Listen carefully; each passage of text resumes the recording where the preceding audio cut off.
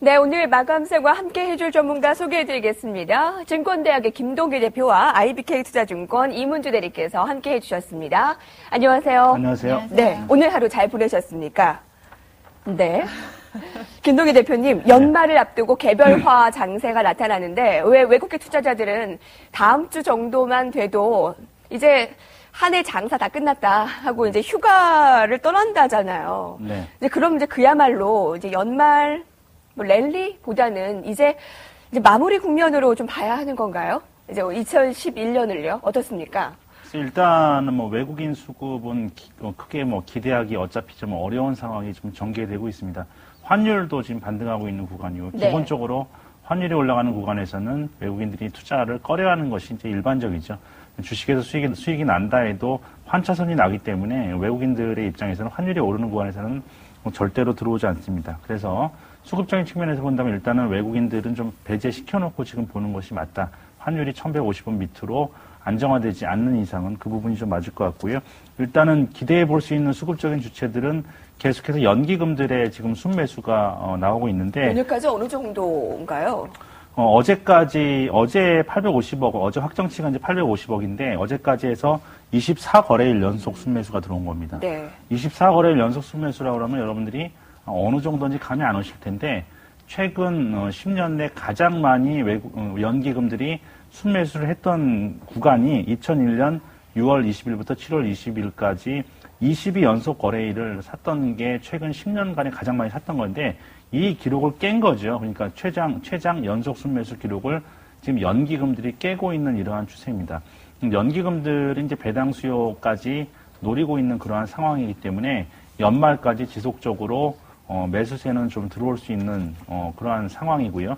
그렇기 때문에 시장이 어느 정도 내려가는 데 있어서는 안전판 역할을 해줄 수 있다라는 부분이고, 네. 여기에 투신권을 비롯한 기관들의 윈도우 드레싱 효과까지 좀 나올 수가 있기 때문에, 지난번에도 투신권이 1850 밑에서는 사는 이러한 움직임을 보여주었고, 지금 저가 메리트가 생기는 구간에서는 투신권도 매수에 가담할 수 있기 때문에 연기금과 투신권의 저가 매수세는 한번 기대해 볼 만한 상황이다라고 말씀드릴 수가 있겠습니다. 그렇지만 어디까지나 저가 매수세는 유입이 되고 있는데 1900포인트만 넘어가면 사는 사람이 아무도 없어지는 이러한 현상, 즉 매수 강도가 급격히 약화되는 현상이 나타나고 있기 때문에 1950포인트, 2000포인트 이렇게 지수가 쭉쭉 뻗어나가는 부분보다는 아래로는 1800, 위로는 1950포인트 정도의 바운더리 안에서 제한적인 지수의 움직임이 나올 가능성이 상당히 많고요.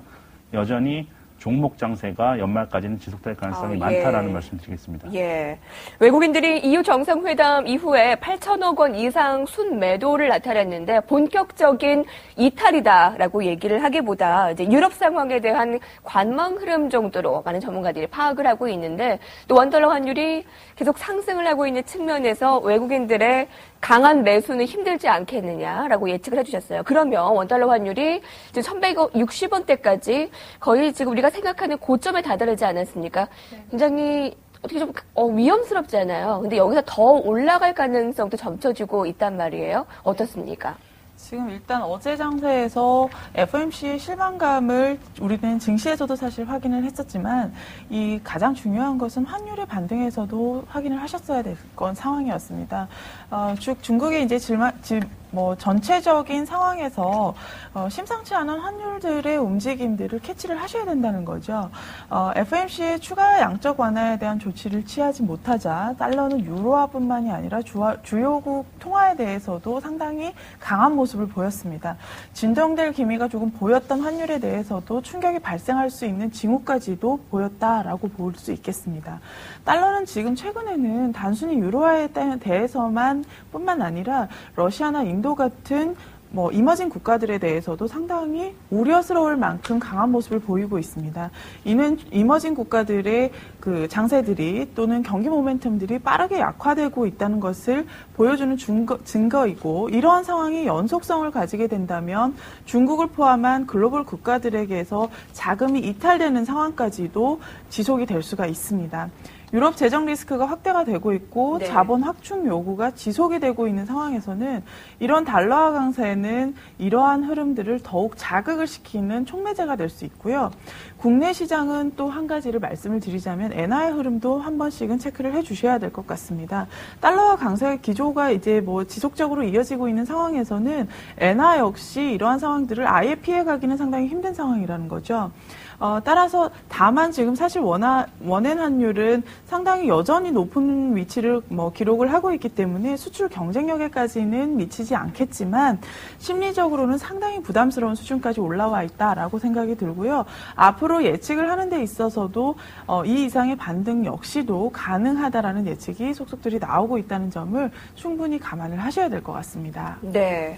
자, 김동기 대표께서는 1800선 중초반에서는 연기금의 매수로 급락 없이 그러니까 지지선은 지지가 될 것이다. 그러니까 1800에서 1950까지 박스권을 예상해 주셨고 또 오늘 이문주 대리께서는 원달러 환율의 의미와 지금 계속 통화 기조에 대해서 좀 얘기를 들어봤습니다. 자, 이번에는 지금 베스트 이제 살펴볼 텐데요. 먼저 워스트 정리하고 가겠습니다.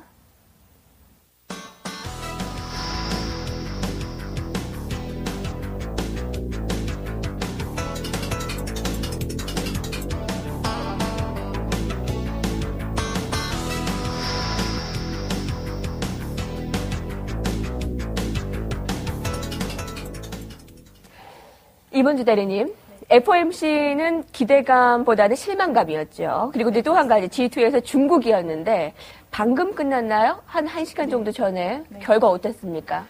사실 여러 가지 예측들이 있었습니다. 그리고 미국에서 별다른 기대감이 없었기 때문에 사실 기대감을 충족시키지 못했기 때문에 중국에 대한 경제공작 회의에 대해서 시각들이 많이 모아지고 있는 것들이 사실입니다. 네. 그리고 이러한 중국 공작 회의는 사실은 매년 한 번씩 한 해 동안 경제 성과를 종합을 하고요. 그리고 내년에 거시경제나 통화정책을 결정을 하는 아주 중요한 상황입니다. 물론 지금 예를 들어서 재정정책을 더 강화하고 통화정책을 조금 약화시키겠다라는 이야기들로 마무리가 된 것 같은데요. 그러나 이러한 기대감이 사실은 조금 무색하게 상해종합지수는 2009년 3월 이후에 최저점을 지금 계속해서 기록을 하고 있습니다. 지수만으로 본다면 시장은 오히려 이러한 회의의 결과를 실망감에 대해서 좀 예측을 하고 있지 않나라고 조심스럽게 생각을 해볼 수가 또 있겠습니다. 여러 가지 변수와 요소들 중에서 사실 중국 정부가 가장 신경을 쓰고 있는 것은 단연 인플레와 중국 부동산의 경기 악화입니다. 왜냐하면 최근에 중국 경제 대부분의 정책의 중심은 결국은 내수의 회복에 있던 내수의 확대에 있는 것인데 중국 경기는 중국 내수 시장의 주요한 상황들을 좌우를 하고 있기 때문입니다. 최근에 중국 부동산 경기 악화는 상당한 우려들을 낳고 있고 이를 활성화하기 위한 규제 완화가 필수적인데 우리나라와 마찬가지로 중국은 주택시장 자체를 경제적인 것뿐만이 아니라 정책적인 부분으로도 상당히 접근을 하셔야 합니다. 따라서 규제를 펼 경우에 2009년도와 같은 버블이 일어날 수 있을 것이다라는 우려감들이 상당히 증폭이 되고 있는 상황에서 중국 정부로서는 부동산 규제를 쉽게 풀기는 어렵습니다. 따라서 이번 회의가 내년에 지도부 교체를 앞두고 있는 상황에서 민생 불안을 해소한다는 차원에서는 정책적인 공조가 있을 수는 있겠지만 근본적인 방안들의 심도 있는 경기 부양책들이 좀 나오기는 어렵지 않나라고 생각을 해봅니다. 여러 가지를 말씀을 드렸지만 결론적으로 사실 국내 시장에 미치는 영향이 어느 정도인가가 가장 중요하겠죠. 내수 확대들을 통한 결론적으로 말씀을 드리면 내수 확대를 통한 단기 반등은 사실 가능합니다. 그렇지만 최근에 유럽발 악재들을 모두 잠재우기에는 상당한 역부족이지 않을까라는 생각을 하고 있고요.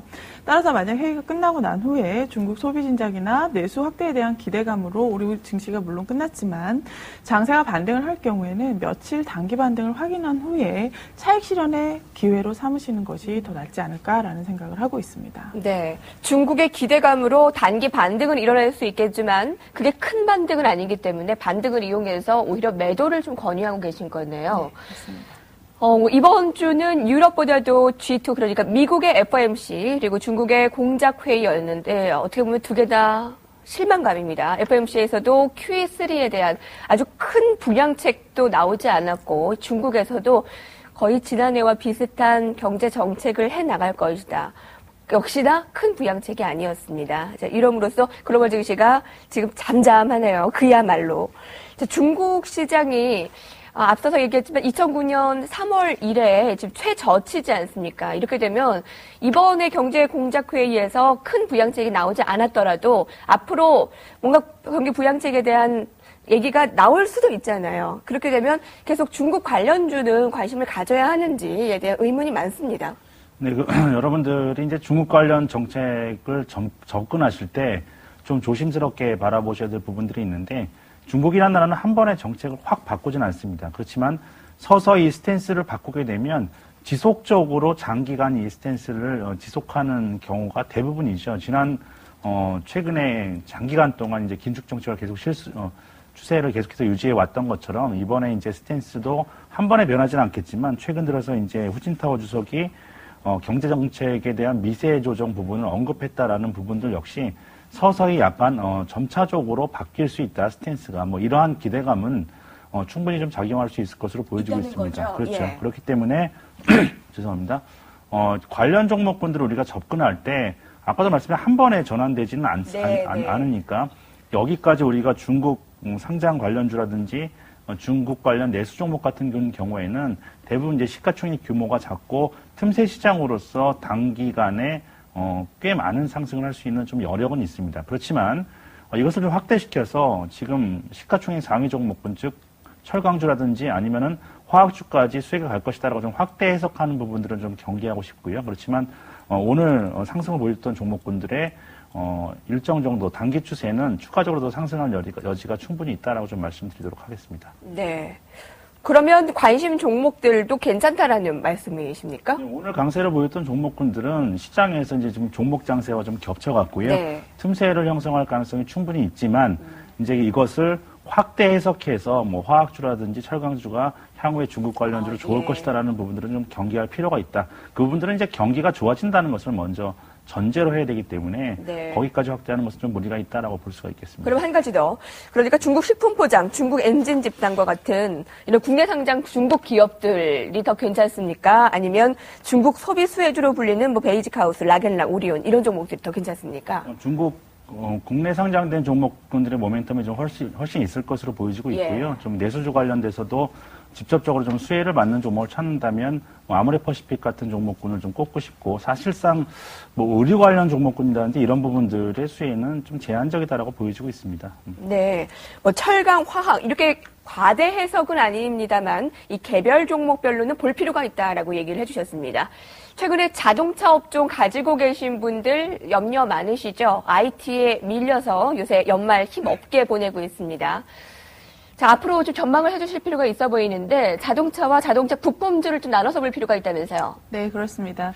왜냐하면 자동차의 경우에는 주도주로서의 그 부각이 기대가 되는 상황입니다. 그렇지만 지금 최근에는 매수 주체가 없는 것들을 확인을 하실 수가 있고요.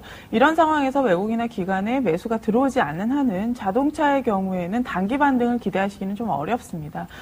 그러나 자동차 부품주의 경우에는 조금 시각을 달리할 수 있겠습니다. 최근에는 개별 업종이 상당히 반등폭이 크게 일어나고 있고 중국의 지금 현재 중국 시장과 관련해서도 생각을 해볼 수가 있겠습니다.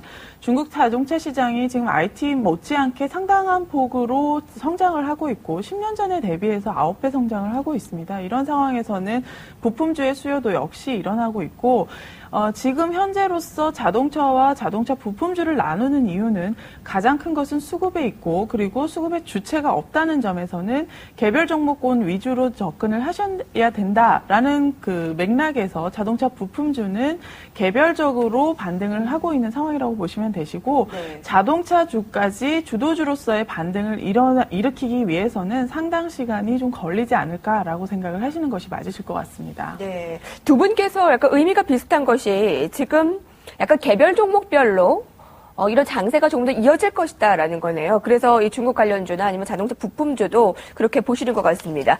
김동기 대표님 자동차 한번 여쭤볼게요. 요즘 자동차 애널리스트가 IT에 치이죠. 또 기술적 부담감에 치이죠. 거기다가 이제 일본의 지진이 어느 정도 안정화가 되면서 일본 자동차 업계도 내년에는 좀 나아질 거라면서요. 그리고 이제 글로벌 경기 둔화로 우리 자동차가 올해만큼 내년에도 팔 수 있을까라는 의문도 들고요. 그리고 자동차가 과연 이제 주도주로서의 역할은 이제 끝난 건지 자동차 애널들도 참 요새 마음고생이 심하더라고요. 네. 지금 제가 계속해서 말씀드렸지만은 지난 8월 달에 이제 시장이 폭락한 이후에 시장의 주도주의 지형이 많이 바뀌었죠. 과거에 이제 주도주들, 상반기까지의 주도주를 본다면 차화정으로 대표되는 전통적 산업 종목군들이 시장의 중심을 차지했습니다. 길게 보면은요, 1999년도, 2000년도 초반에 IT 버블, 즉 성장주의 버블 이후에 그 다음에 이제 가치주와 전통적인 산업재 종목 관련 종목군들이 근 10년간에 걸쳐서 장기 상승 랠리를 펼쳐왔다라고 좀 볼 수가 있겠습니다. 그렇게 된다면 지금 이제 계속해서 산업의 성장과 함께 관련 종목군들이 올라왔다라고 좀 볼 수가 있겠는데 이것이 좀 어느 정도 좀 정체된 구간으로 접어든다면 시장은 또다시 가장 확실한 종목, 내년에 성장할 수 있는 종목, 성장성이 뚜렷한 종목군 중심으로 선택을 하게 된다는 것이죠. 더군다나 지금 시장이 좋은 상황이라면 광범위하게 수급적으로 상승을 이끌 수가 있겠지만 지금 제한된 수급 속에서는 보다 더 확실한 종목에 지금 계속해서 집중할 수밖에 없기 때문에 자동차 업종이 나쁘기 때문에 주도주에서 이탈한다는 관점보다는 지금은 보다 더 성장성이 뛰어난 종목군들 안에서 시장이 선택을 하고 있다는 관점에서 봤을 때는 굳이 자동차 업종을 우리가 선택할 필요가 있겠느냐 이렇게 좀 볼 수가 있는 거예요. 그러니까 지금 자동차 업종이 나쁘기 때문에 못 간다는 관점이 아니라 차선책, 최선책이 아니라 차선책이 된다는 거죠. 그렇기 때문에 개인 투자자분들이 제한된 자금을 가지고 선택할 때는 최선책, 즉 내년도에 보다 더 성장성이 확실한 종목군 중심으로 들어가는 게 낫다라고 좀 말씀을 드릴 수가 있는 겁니다. 네. 그러면 저희가 대응 전략을 세워드릴 텐데요. 지금 지수는 1850까지 내려왔습니다. 지금 김동기 대표님께서는 성장성이 있는 종목들에 접근을 하자라는 의견을 주셨기 때문에 그에 따른 대응 전략을 들어볼 것이고 이문주 대리님 1800도 하회할 가능성 있습니까?